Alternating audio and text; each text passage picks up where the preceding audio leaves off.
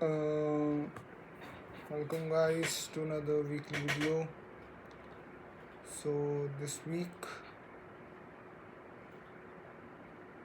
गलतियाँ पता चली, नुकसान बहुत ज़्यादा हुआ, अकाउंट ब्लो हो गया है।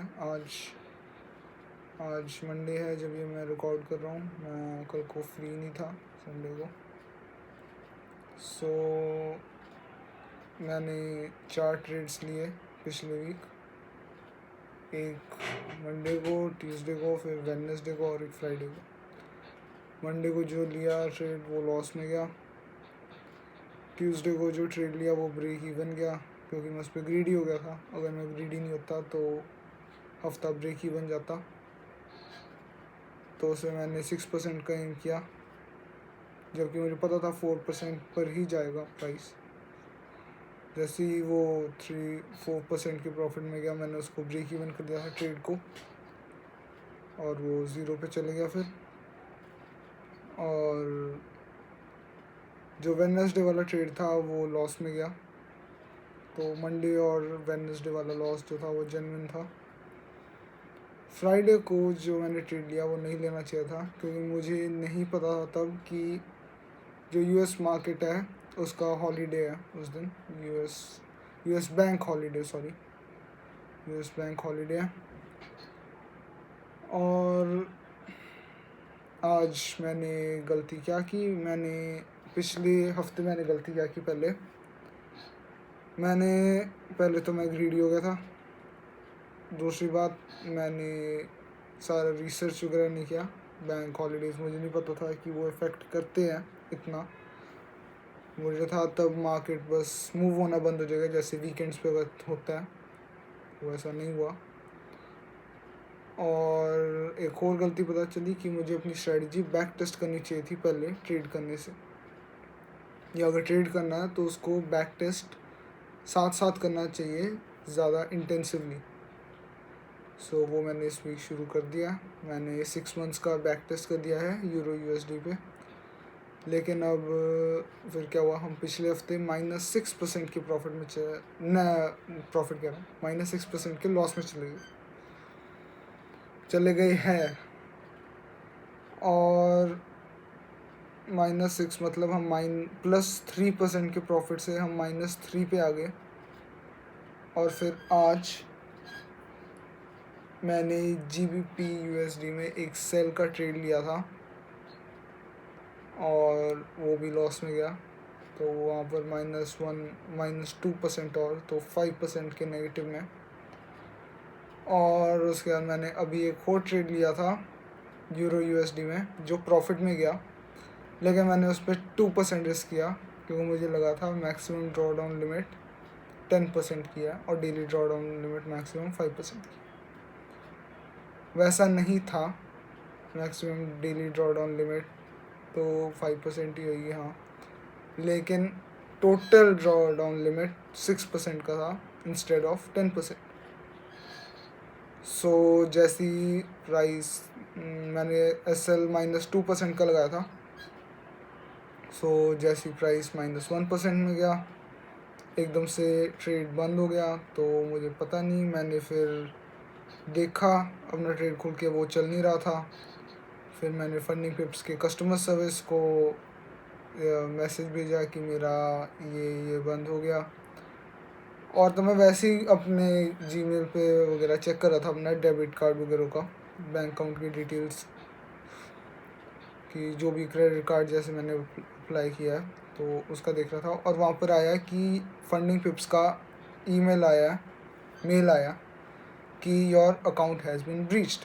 मुझे था ये पहला वाला अकाउंट है जो मेरा सेकंड फेज़ वाला ब्रीच हो गया था। और मैंने वो खोल के देखा, और उस पर आज की डेट थी, और उस पर था कि your overall maximum draw down limit has been breached. So मैंने फिर देखा, फिर मुझे पता चला कि मैक्सिमम 6% का था ड्रॉ डाउन। और क्योंकि ये फेज़ 1 स्टेप 1 चैलेंज था, स्टेप 2 नहीं, क्योंकि मैं कॉन्फिडेंट हो गया था। और अगर मैंने स्टेप 1 वाला चैलेंज लेना भी था, फिर मैंने 2% की जगह 1% रिस्क करना चाहिए था। सो मैं वो लगा के चलता। तो इस हफ्ते एक और गलती पता चली कि अकाउंट को सीरियसली लेना है और जब ट्रेड करना स्टार्ट करना है तो उसके ड्रॉ डाउन लिमिट्स, रूल्स, वो सारा देखना है। और अब मैं जैसे मैं पहले 3 पेयर्स ट्रेड करता था, यूरो यूएसडी, जीबीपी यूएसडी और गोल्ड एक्सयू यूएसडी। अब मैं यूरो यूएसडी का बैक टेस्ट किया और उसमें पता चला है 6 मंथ्स का, पिछले साल के जुलाई तक, जनवरी से लेकर जुलाई तक पिछले साल के, उसमें यह पता चला है कि बाई ट्रेड्स जो है वो ज़्यादा अच्छे प्ले आउट करते हैं सेल ट्रेड से। सो मैं उसको और बैक टेस्ट करूँगा। आज मैंने 3-4 घंटे बैक टेस्ट किया। कल को मैंने 2 घंटे बैक टेस्ट किया था और उससे पहले वाले दिन सैटरडे को मैंने 1 घंटा बैक टेस्ट किया था। सो ये सारा बैक टेस्ट करके डेटा आया है। अब मेन प्रॉब्लम ये है, मेरे पास कैपिटल की कमी होना शुरू हो गई है। शुरुआत में तो नहीं थी, अब स्टार्ट हो गया है, तो मुझे शायद से कुछ और इनकम के लिए देखना पड़ेगा। और मैं अब 0 स्टेप चैलेंज लेने की सोच रहा हूँ फंडिंग पिप्स का, जिसमें मैं 0.5% ही रिस्क करूँगा या 0.25%। और कि मतलब मुझे वो सारा क्लियर करने की ज़रूरत ना पड़े, इतना कि मतलब उतना बनाऊँ कि मतलब मैं उतने पैसे निकाल लूँ और उसके चाहे तो लो भी हो जाए, फिर इतना होएगा नहीं सर। सो बहुत सीखने के लिए मिला, लेकिन कैपिटल जा ही जा रहा है। अब तो मतलब ख़त्म ही हो गया, मुझे कुछ करना पड़ेगा और इनकम के लिए। सो या अभी डिप्रेसिंग टाइम शुरू हो गया है, जो हर ट्रेडर की जर्नी में आता है, जो ऑनलाइन लोग कहते हैं, जो मुझे नहीं लगा था कि मेरी जर्नी में आएगा, क्योंकि मैंने 1 ईयर का सारा मतलब दिन के 8-8 घंटे ट्रेडिंग को दिए सीखने के लिए। डेमो ट्रेड किया, पेपर ट्रेड किया, और जो पेपर ट्रेड स्ट्रेटजी की थी वो अब चलना, वो पता नहीं तब फ़ोन पे अच्छी तरह से चल रही थी, अब बैक टेस्ट करके भी अच्छा नहीं आ रहा उसका रिज़ल्ट। फिर मैंने वो स्ट्रेटजी छोड़ी, फिर मैंने अलग से एक और स्ट्रेटजी खरीदी, जिसके लिए बहुत ज़्यादा मुझे पैसे देने पड़े। तो वो स्ट्रेटजी काम कर रही है, लेकिन मैंने बैक टेस्ट नहीं किया क्योंकि मैं ओवर कॉन्फिडेंट हो गया। तो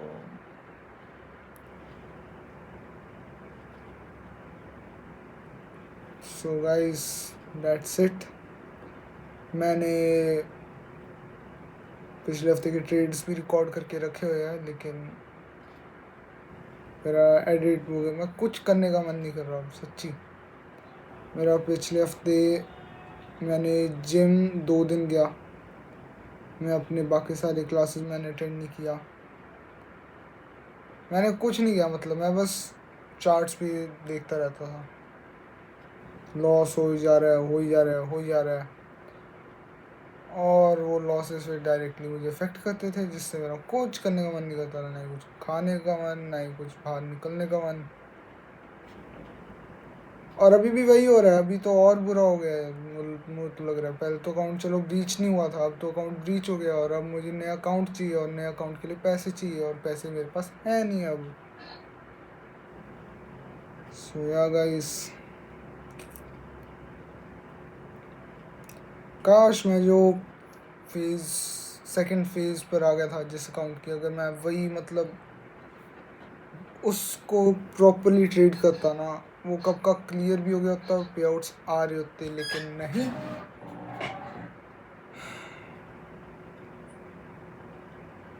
आई don't know what to do guys. So या इस हफ्ते, इस महीने का ये महीना ही ऐसा गया है। अब महीने की शुरुआत तो बड़ा मतलब स्ट्रॉन्ग हुई थी, पहला वीक जून का 12% पहले वीक पे।